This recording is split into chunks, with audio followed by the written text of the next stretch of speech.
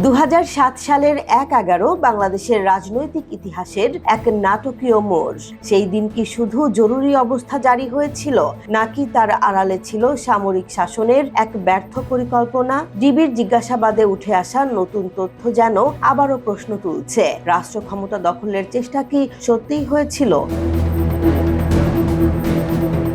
ডিবির জিজ্ঞাসাবাদে lieutenant general অবসরপ্রাপ্ত মাসুদ উদ্দিন চৌধুরী দাবি করেছেন, ২০০৭ সালের ১১ জানুয়ারির আগে দেশের রাজনৈতিক অস্থিরতার সুযোগ নিয়ে তৎকালীন সেনাপ্রধান মঈন আহমেদ রাষ্ট্র ক্ষমতা দখলের পরিকল্পনা করেছিলেন। বিরোধী রাজনৈতিক দলগুলোর আন্দোলনের মধ্যেই সামরিক শাসন জারির চিন্তা সামনে আসে।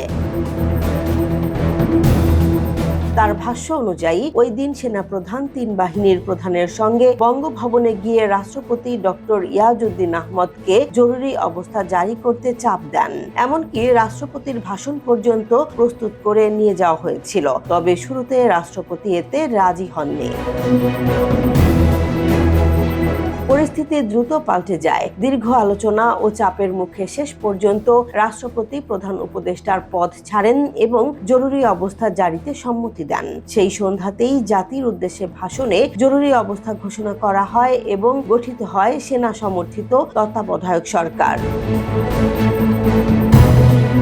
তবে এই পুরো প্রক্রিয়ার পেছনে আরো বড় একটি আন্তর্জাতিক চাপ কাজ করেছিল বলে দাবি সংশ্লিষ্ট সূত্রগুলোর। জানা গেছে, যুক্তরাষ্ট্র সহ কয়েকটি প্রভাবশালী দেশ সরাসরি জানিয়ে দেয়, বাংলাদেশে সামরিক শাসন জারি হলে তা মেনে নেওয়া হবে না।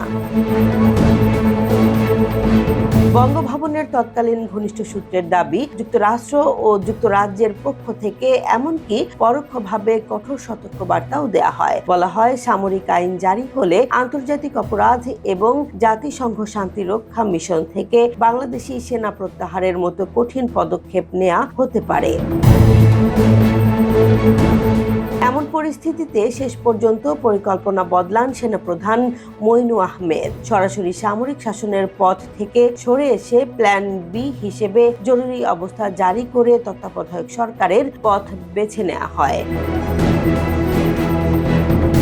এদিকে তৎকালীন রাজনৈতিক অঙ্গনেও ছিল বিভ্রান্তি। বিএনপি প্রথম দিকে মনে করেছিল সেনাপ্রধান তাদের পক্ষে অবস্থান করছেন, তবে পরে সেই ধারণা ভেঙে যায়। অন্যদিকে অভিযোগ রয়েছে, পর্দার আড়ালে ভিন্ন রাজনৈতিক সমীকরণও কাজ করছিল।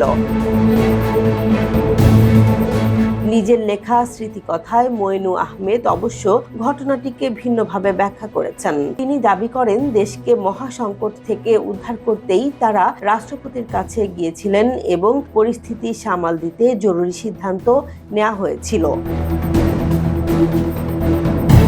সব মিলিয়ে ১/১১ ঘটনা প্রবাহ আজও বাংলাদেশের রাজনৈতিক ইতিহাসে এক বিতর্কিত অধ্যায়। নতুন করে উঠে আসা এসব তথ্য সেই সময়ের সিদ্ধান্ত, চাপ এবং বাস্তবতার জটিল সমীকরণকে আরও সামনে নিয়ে আসছে। সত্যটা কোথায় তা হয়তো সময়ই বলে দেবে।